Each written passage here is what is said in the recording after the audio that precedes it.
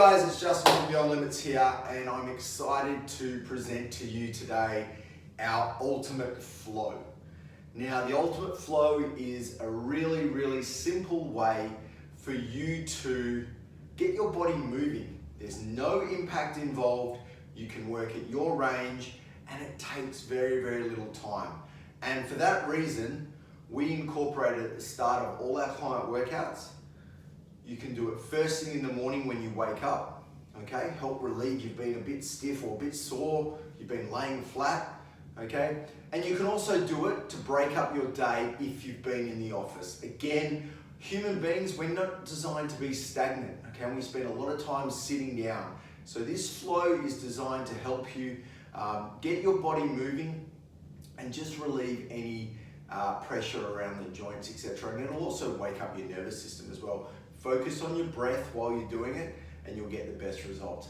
How long you stay in each position is completely up to you, all right? But let's get stuck into it, guys. All right, so we're gonna start in our child's pose. So the easiest way to find your child's pose is to be in an all fours position, all right? And then from here, all you're gonna do is you're gonna sink back onto your heels, okay? You can open up your thighs a little bit, sink down, make yourself nice and long through the arms, and just breathe. All right, just take some big deep breaths in through the nose, out through the mouth. This is a great way to open up through the sacrum and through the hips. All right, big deep breath in, shift your weight forward into what we call that angry cat position. You've ever seen a cat that gets angry? They push their back up to the sky. We really separate the shoulder blades through this movement.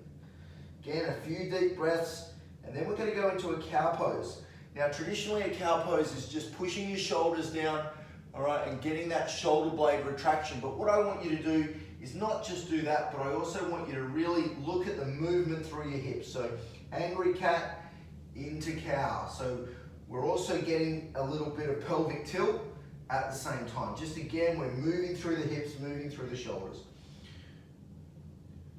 Good to do about 3 or 4 of those. Then what we're gonna do is we're gonna drop down into a cobra. Now, the safest way to do this is to drop yourself all the way down into that lying position, all right, and then bring yourself up as far as you can, all right, just keeping those shoulders back, not letting them come up, just keeping them back, and just breathing. Now, if that's too much for you, again, just come down onto your elbows, take some pressure off, all right?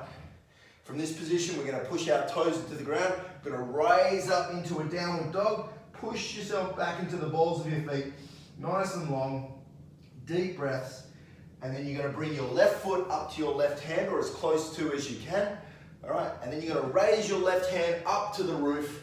And when you do so, make sure you're looking at that hand so you're twisting, okay? You're making a nice straight line, right? You'll get a nice stretch through that right hip flexor as that hip starts to drop down. Bring your weight up, so use your knee if you need to. You can shift your knee back a little bit. Now you're gonna squeeze that back leg and you're gonna get that pelvic tilt. You're just gonna pulse forward and back. If you're a little tight through the hip flexor, you're really gonna feel it through there. You might see it better on the next, when I go to the next side, okay? All right, from here I'm gonna put my hands down, I'm gonna go back into my downward dog, and then I'm gonna bring my right leg up. I'm gonna rotate up again, just holding that and breathing. And then I'm going to shift my weight up. You'll probably see a little bit better. So what I want to do is I want to tilt my pelvis underneath. So I really want to squeeze this glute and just pulse forward and back. If you don't squeeze the glute, what will happen is you'll be able to move a lot like this. We don't want that. That's not doing anyone any good. We want to squeeze that glute. When we do, it helps to stretch out that hip flexor that can get really short when we do a lot of sitting. All right, so we're just pulsing forward and back. If you need a deeper stretch, raise those arms above the head, all right, and just feel that stretch. All right, now from this position, we are gonna go back into our downward dog. This time we're gonna go into a pigeon pose. So we're gonna fold our leg underneath our body, all right? So depending on your mobility, will depend on how far you can get your leg up, all right? And then from there, we're just gonna drop down into that position, drop the hips down. You'll start to get a nice stretch through that glute area. All right, keep the hips nice and level if you can. And the other thing you can do is, if you've got the mobility to, just fold yourself down and just breathe. Couple of deep breaths. hands back on the ground. You're gonna bring yourself back up into that last downward dog, nice big stretch. Fold over that last leg.